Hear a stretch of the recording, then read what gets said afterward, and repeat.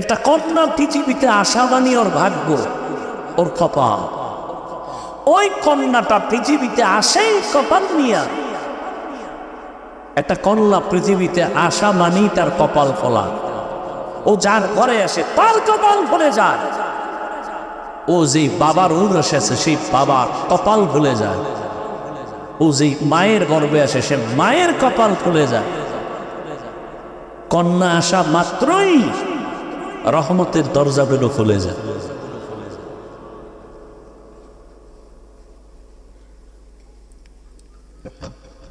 এই জন্য না প্রবাদ আছে না, প্রবাদ, সংসার ধন্য হয় রমণীর গুণে, সংসার ধ্বংস হয় নারীর কারণে। ইসলাম সারা নারীর সত্তার অধিকার কেউ দিতে পারে নাই।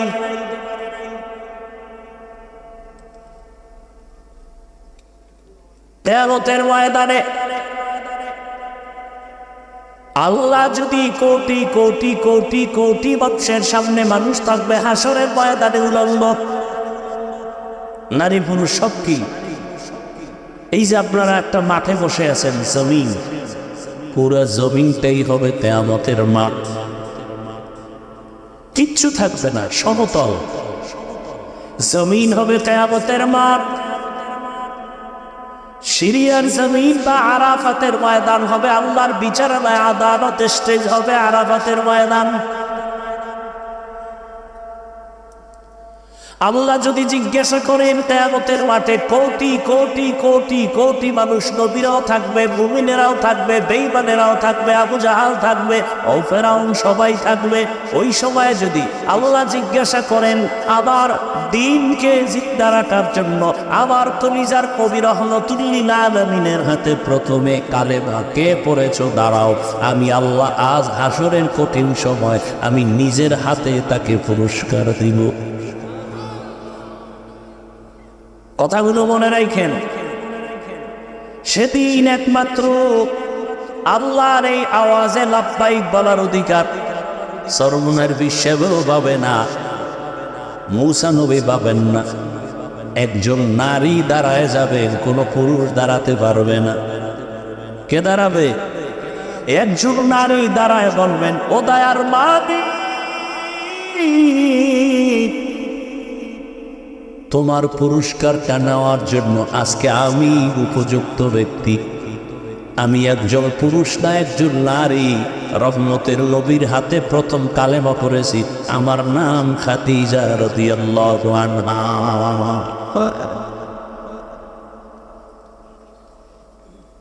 আমরা হুজুরেরা নারীর অসম্মান চাই, এটা কিভাবে বোঝাবো বলেন তো? আসলে যার চোখের চশমার আয়না কালো, তাকে কেমনে বুঝাবো বাতি সাদা? ও তো বলে জমিন বাতি সব কালো। যার নাকের ঘ্রাণ শক্তি দুর্বল, ওর কাছে পায়খানা রাত সমান।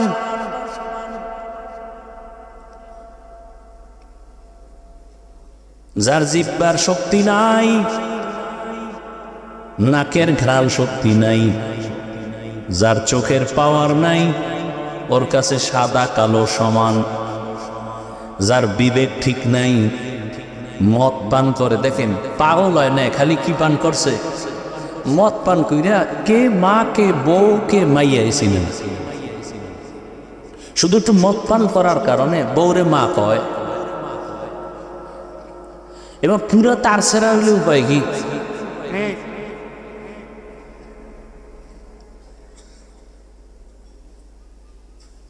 তবে যাদের দেমাগ পুরো নষ্ট, একে কেমনে বুঝাবো?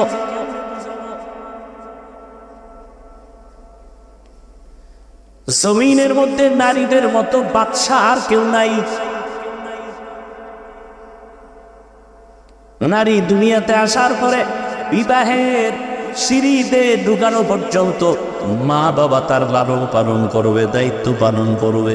স্বামীর ঘরে যখন যাবে, স্ত্রী হিসেবে স্বামী তার ভরণ পোষণের দায়িত্ব পালন করবে।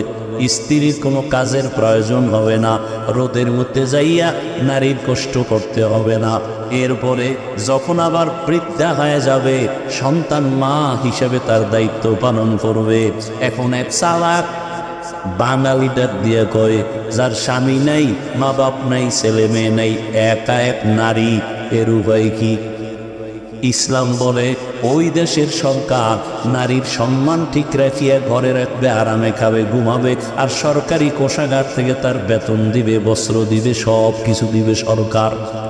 নারীকে কোনো কষ্টের কাজ করানো যাবে না।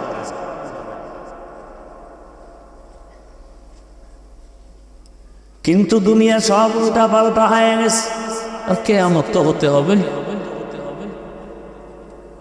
এই জন্য মুমিনের উপরে বিপদ। আপনি ঈমান নিয়ে চলবেন না, কোনো বিপদই নাই। আর ঈমান নিয়ে বাঁচতে চাইলে বিপদ আর বিপদ, চারদিকে বিপদ। চোখের বিপদ, হাতের বিপদ, খাইতে যাবেন বিপদ, গাড়িতে উঠবেন বিপদ। আজকে কত মা ধর্ষিতা হয়,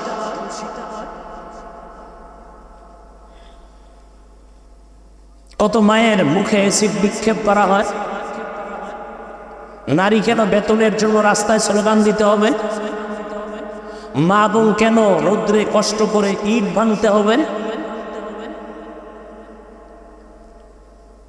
ইসলাম দিয়ে যদি সমাজ পরিচালনা হতো, এ জমিনে বাদশার হালাতে জীবন যাপন করত প্রথম সারিতে মা বোনেরা।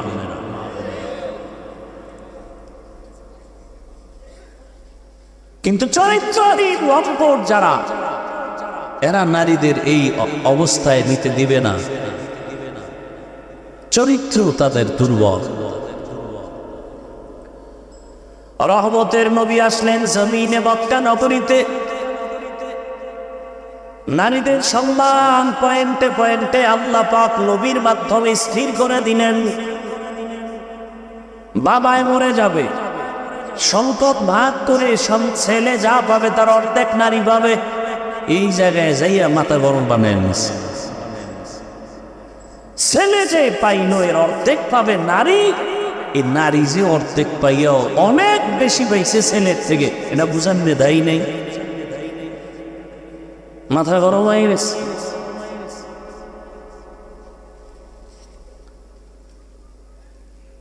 কিয়ামতের ময়দানে রব্বুল আলামিন যদি জিজ্ঞাসা করেন আমার দ্বীনের জন্য বিনা হিসাবে জান্নাত পাওয়ার যত রাস্তা আছে, এর মধ্যে একটা সর্বোৎকৃষ্ট রাস্তা হলো শাহাদাতের রাস্তা।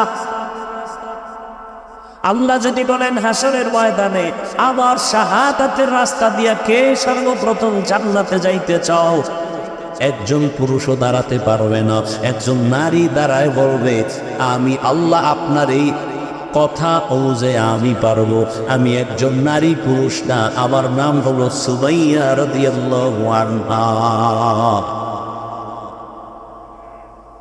আল্লাহ যদি বলেন আমার দিনকে জিন্দা রাখার জন্য কে এক জমিন থেকে জন্মভূমি ত্যাগ করে হিজরত করেছ, সৌভাগ্যবান কে, আমি তাকে পুরস্কার দেব। একজন পুরুষ দাঁড়াতে পারবে না, একজন নারী দাঁড়ায় যায়। সে নারীকে রহমতের নবীর মেয়ে উসমান রাদিয়াল্লাহু তাআলা আনহুর স্ত্রী রুকাইয়া রাদিয়াল্লাহু আনহা। তাহলে নারীর সম্মান ইসলাম ছাড়া কে দিয়েছে বলো? আর আজকে আলেম ওলামাদের এত কিছুর পর আবার আন্দোলন করতে হবে নারীর ইজ্জত রক্ষার জন্য। এদেশের যুবক এদের চরিত্র নষ্ট করবে, আর এদের লাইসেন্স দিতে হবে বৈধ। আল্লাহ হেদায়েত দান করুন। এই জন্য ছাগল দিয়ে গরুর হাল চাষ করা যায়। হায় হায় হায়, দেখেন না, কথা বলতেই দিবে না। এই যে কথাগুলো বললাম, কিছু বুঝ আসছে না? এখন যদি আমাকে এই কথাগুলো বলতে না দেওয়া হয়, তাহলে আপনি বুঝবেন কিভাবে? তাহলে যারা বুঝে এরা বলতে দেয় না, বন্ধ করে রাখি।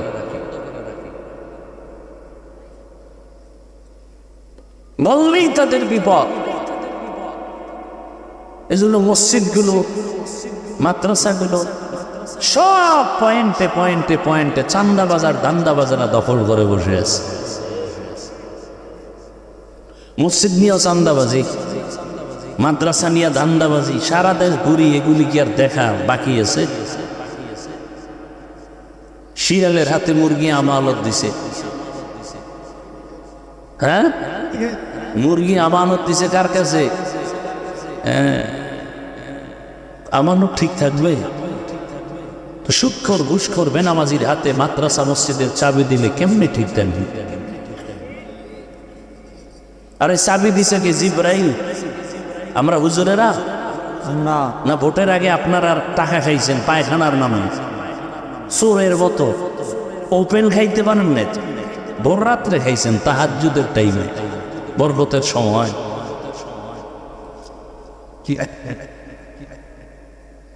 এই হলো চরিত্র, এই হলো আখলাক।